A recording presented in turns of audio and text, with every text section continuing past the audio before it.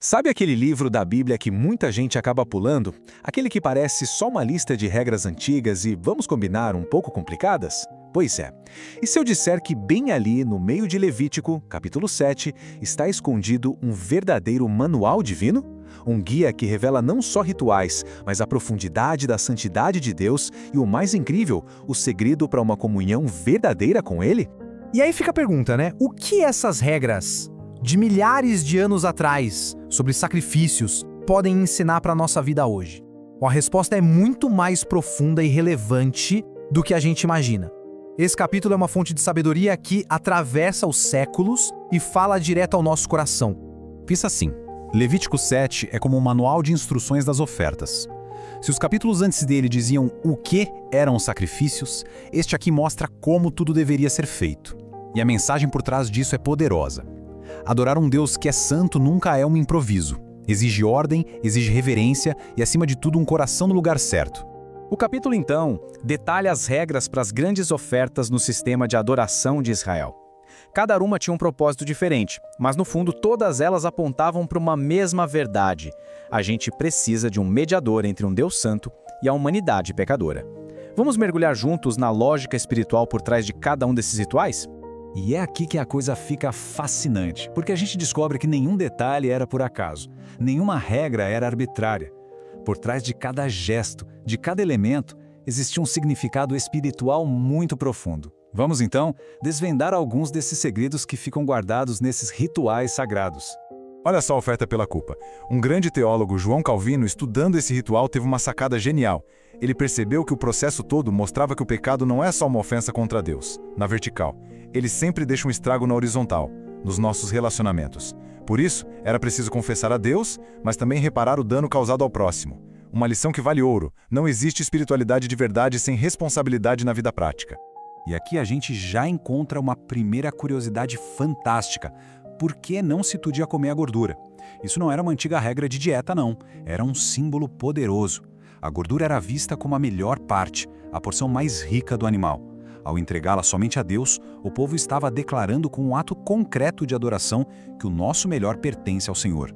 A mesma coisa acontecia com a proibição de comer o sangue. E o motivo era profundíssimo. O próprio texto da Bíblia explica: a vida da carne está no sangue. Então, aquele sangue derramado no altar não era só um líquido. Ele simbolizava a própria vida sendo entregue a Deus como pagamento pelo pecado. Era um lembrete visual, solene, do preço altíssimo da redenção. E olha só que detalhe importante. Deus mesmo estabeleceu um sistema para sustentar aqueles que se dedicavam em tempo integral ao serviço dele. Partes específicas das ofertas, como o peito e a coxa direita do animal, iam para os sacerdotes. O peito era movido diante do Senhor num gesto ritual, e a coxa era erguida como uma contribuição. Comentaristas como Matthew Henry mostram como esse princípio atravessa a Bíblia inteira, ecoando lá no Novo Testamento, que ensina que aqueles que anunciam o Evangelho devem viver do Evangelho. Agora a gente chega na oferta talvez mais alegre de todas, a oferta de comunhão, também chamada de oferta de paz. Aqui o foco muda um pouco. Sai da expiação do pecado e vai para a celebração da graça, para a gratidão e para a alegria da comunhão que foi restaurada. Existiam basicamente 3 motivos para alguém trazer essa oferta: como um ato de gratidão, por ter cumprido um voto feito a Deus, ou simplesmente como uma oferta voluntária que brotava de um coração cheio de amor. Isso revela uma coisa linda sobre Deus. Ele não quer só o nosso arrependimento. Ele anseia pela nossa celebração, pela nossa alegria por causa da bondade dele.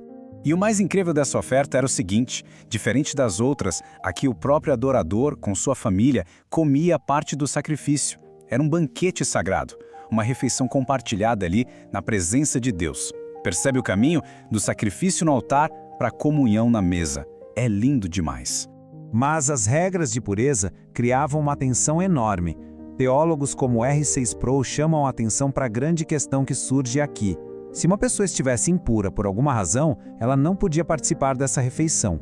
E isso levanta a pergunta central da Bíblia inteira. Se Deus é perfeitamente santo, como é que nós, pessoas impuras e pecadoras, podemos ter comunhão com Ele? E a resposta para essa pergunta não está em mais rituais, mas em uma pessoa. Todo aquele sistema complexo de sacrifícios de Levítico era, na verdade, uma grande sombra, um ensaio geral que Deus orquestrou apontando para a realidade que um dia chegaria, Jesus Cristo. Os paralelos são de arrepiar. O sacrifício pela culpa lá em Levítico aponta para Cristo que levou toda a nossa culpa na cruz. O sangue dos animais no altar é só uma sombra do sangue precioso de Cristo. Os sacerdotes que faziam a mediação eram uma prévia de Cristo, nosso único e perfeito sumo sacerdote. E a refeição de comunhão encontra seu significado pleno e doce na ceia do Senhor. É como se o autor de Hebreus viesse para carimbar essa verdade de forma definitiva. Ele diz que Cristo não precisou de sangue de bodes ou bezerros. Ele entrou no santuário celestial de uma vez por todas, com seu próprio sangue, e conquistou uma redenção que é eterna. Fim. Ele é o cumprimento de cada sombra, de cada símbolo. Então tá bom. Como é que esses princípios de milhares de anos atrás ecoam na nossa vida hoje? O que a gente pode levar dessa jornada por Levítico 7 para a nossa caminhada com Deus? Acho que podemos guardar pelo menos 3 lições preciosas. Primeira, Deus se importa com os detalhes. Espiritualidade de verdade não é só sentimento, é uma vida de obediência com reverência. Segunda, a adoração transborda em gratidão. Deus quer que a celebração pela sua graça faça parte da nossa vida. E terceira, a ideia de comunhão como uma refeição atravessa toda a Bíblia, nos lembrando que nosso destino final é uma festa, um banquete, as bodas do Cordeiro.